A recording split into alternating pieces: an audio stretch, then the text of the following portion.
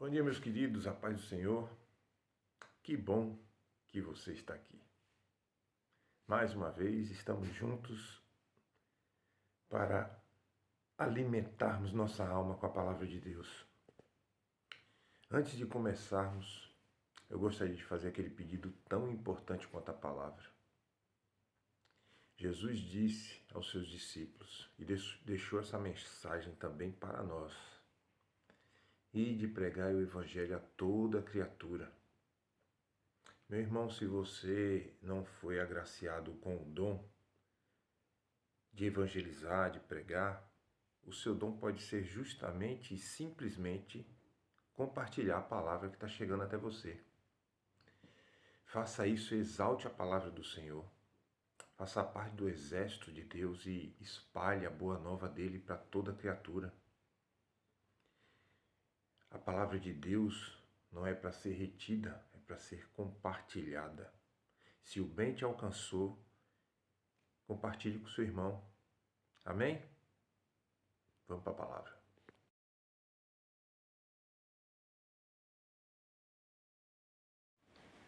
A palavra de Deus hoje está em Jeremias, capítulo 31, do versículo 31 ao 33. Eis que dias vêm, diz o Senhor, em que farei um concerto novo com a casa de Israel e com a casa de Judá. Não conforme o concerto que fiz com seus pais, no dia em que os tomei pela mão, para os tirar da terra do Egito. Porquanto eles invalidaram o meu concerto, apesar de eu os haver desposado, diz o Senhor. Mas este é o concerto que farei com a casa de Israel depois daqueles dias, diz o Senhor. Porei a minha lei no seu interior, e a escreverei no seu coração. E eu serei o seu Deus, e eles serão o meu povo. Meus queridos, você, eu, estamos quebrados. Todos nós estamos quebrados, com alguma fissura, com alguma imperfeição, com algum dano estrutural. E isso se dá porque o pecado vive em nós. Temos essa natureza pecaminosa. Quantas vezes você não se colocou em conserto e não muito tempo depois lá estava você cometendo pecado, se não os mesmos erros antes cometidos. Meus irmãos, quem não se lembra da época da escola? Passávamos o ano inteiro estudando, naquele compromisso de estudarmos.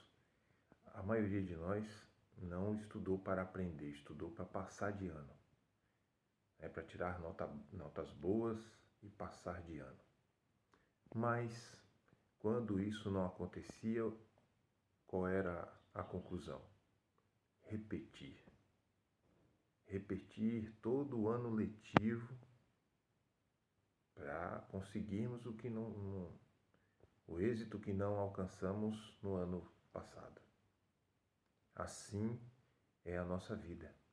Você, nesse momento, pode estar passando aí por alguma situação em que você disse assim: caramba, eu acho que eu já passei por isso antes. Essa situação está se repetindo na minha vida. Pois é. E está mesmo, porque você ainda não aprendeu a lição. E às vezes, muitas vezes, nós aprendemos a lição e porque temos memória curta, esquecemos dela e aí precisamos passar de novo por algo parecido para nos lembrarmos da lição esquecida. Meu irmão, entenda que nós precisamos de comunhão com Deus. Não é Ele que precisa de nós, é nós que precisamos dele. Porque somos falíveis, estamos o tempo todo precisando de correção, precisando de ajustes. E isso a gente não consegue sozinho. Só com a palavra de Deus, só com a presença de Deus, é que nós vamos conseguir manter as lições aprendidas, nos lembrarmos dela para não cometermos pecado de novo, para não repetirmos erros que já passamos, que já sofremos com eles e não repeti-los. Qual é o pai que, vendo seu filho em perigo, vendo seu filho no erro, não vai corrigir seu filho? Porque o ama. Está na palavra de Deus em Hebreus 12:7. Se suportais a correção, Deus vos trata como filhos. Porque que filho há que o pai não corrija? Meus queridos, em Provérbios 3:12 a palavra reafirma a palavra. Diz assim: pois o Senhor disciplina quem ama, assim como o pai faz ao filho de quem deseja o bem. Nós somos limitados, nós somos imperfeitos, incapazes de nos endireitarmos sozinhos. Somente com a presença de Deus continuamente podemos resistir ao pecado e seguirmos a jornada que Deus deixou para que a gente seguisse, em comunhão com Ele, com a presença dEle, com a assistência dEle. Sozinhos é impossível. São inúmeras as vezes em que Deus tem estabelecido o concerto com seu povo, conosco. Neste exato momento, você está sendo agraciado com a oportunidade de confirmar, de assumir esse compromisso com Deus. Você está vivo, está com saúde, o dia amanheceu para você, pronto. Deus está te dando a oportunidade de assumir esse concerto que Ele quer fazer contigo, comigo, com todos nós, porque nos ama.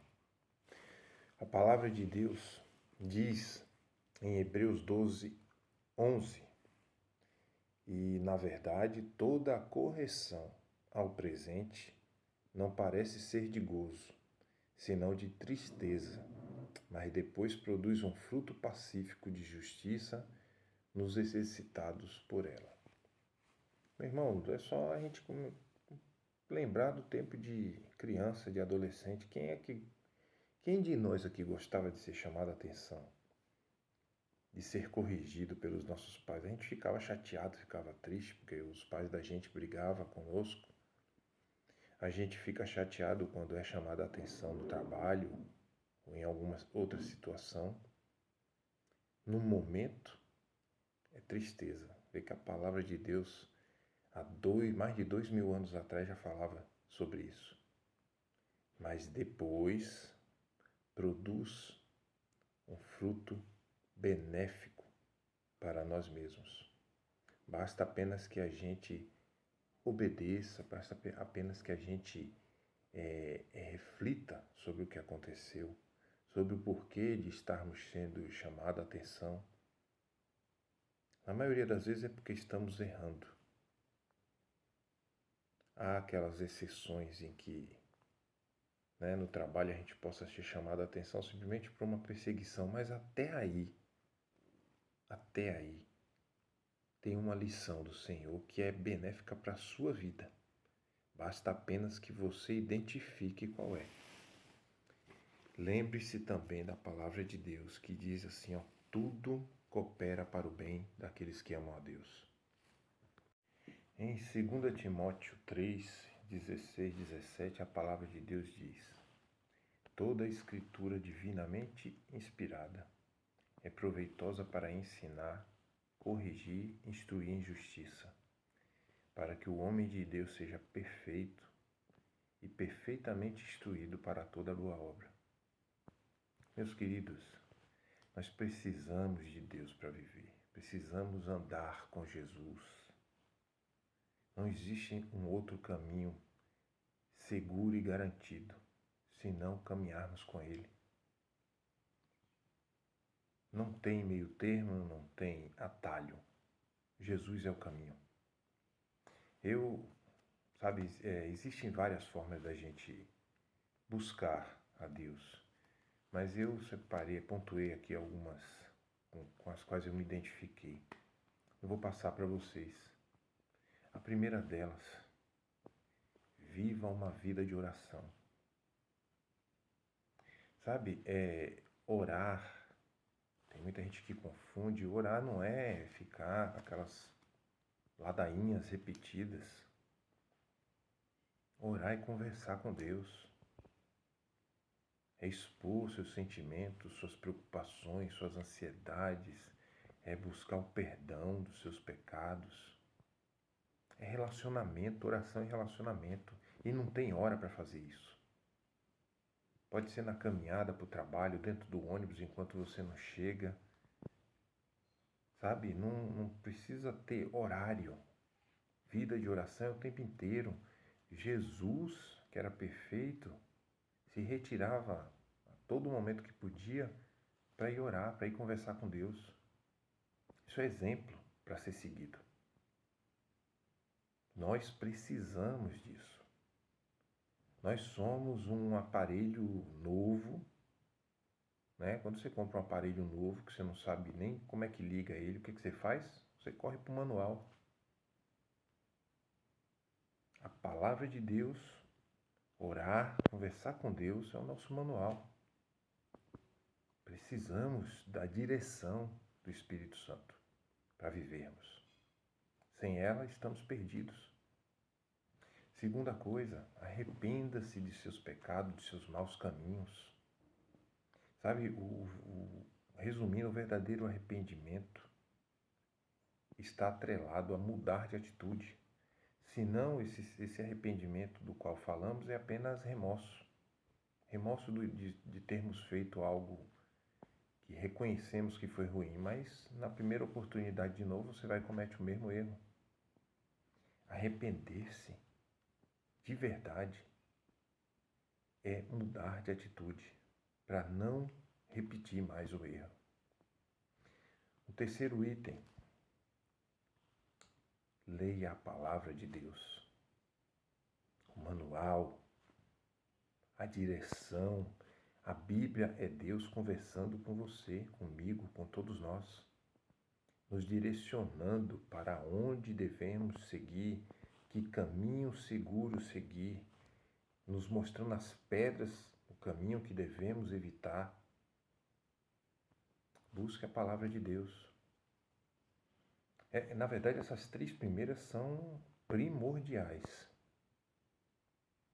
para buscarmos essa segurança, essa garantia, essa esperança de caminharmos com Deus, em comunhão com Deus. Amém? Seguindo as pontuações que fiz aqui, busque viver em comunidade. Novamente, eu vou repetir, porque em alguma outra pregação já o devo ter falado, Deus não fez ninguém para viver sozinho. Há um propósito perfeito em tudo que Deus faz. Ele encheu o mundo de pessoas. Sabe, busque viver em comunidade. Uma igreja, um grupo de oração, sabe, se reunir para falar e aprender de Deus. E interagir com o seu próximo. Porque você foi colocado no mundo, assim como o seu próximo, um para servir o outro. E às vezes o que o seu próximo está precisando está em você e vice-versa. E se vocês não tiverem esse encontro contínuo, a ajuda não vai acontecer. Lembre-se que Deus usa cada um de nós para beneficiar o próximo. E vice-versa. A gente pode estar impedindo que a bênção de Deus chegue ao próximo porque não estamos nos colocando à disposição do Senhor. Um outro ponto importante. Ajude as pessoas ao seu redor. Pode ter certeza, meu irmão. Durante todo o seu dia vai aparecer uma oportunidade ou outra de você ajudar o seu próximo, mesmo que seja você está passando por alguém derrubou alguma coisa dentro de uma loja, sei lá. E você aí para o que você está fazendo, de seguir para o seu propósito pessoal, e você vai e ajuda a catar aquilo que caiu no chão e pôr no lugar. Um outro ponto importantíssimo: seja grato. Reconheça Deus até nas pequenas coisas. Quando você tem um coração cheio de gratidão, você começa a enxergar o cuidado de Deus em tudo na sua vida, pequenas coisas que sejam. E você vai identificar: pô, foi Deus que fez isso por mim agora.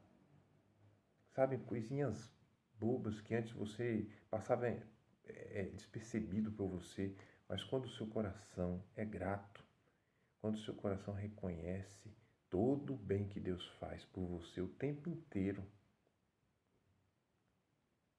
você começa a enxergar a ação dele em sua vida. E aí você vai começar a ver o quanto você é abençoado. Você vai começar a ver que você não tem motivo para reclamar de nada, só agradecer. Amém, meu irmão? Essa é a mensagem de hoje. Precisamos do conserto que Deus tem nos oferecido o tempo todo. E nós estamos o tempo todo negligenciando esse conserto porque estamos dando importância às coisas do mundo, à correria cotidiana, a essa busca incessante por essa felicidade que não existe nas coisas, não existe no dinheiro. Isso que a gente está buscando é felicidade, é satisfação passageira. Ela passa e passa tão rápido que você... Puxa vida, para que eu pelejei tanto para conseguir isso se a satisfação já passou? Felicidade vem de Deus. Só Deus tem felicidade plena, contínua, constante, que permanece, assim como a palavra dele. Amém, meu irmão? Grande abraço a todos. Até a próxima.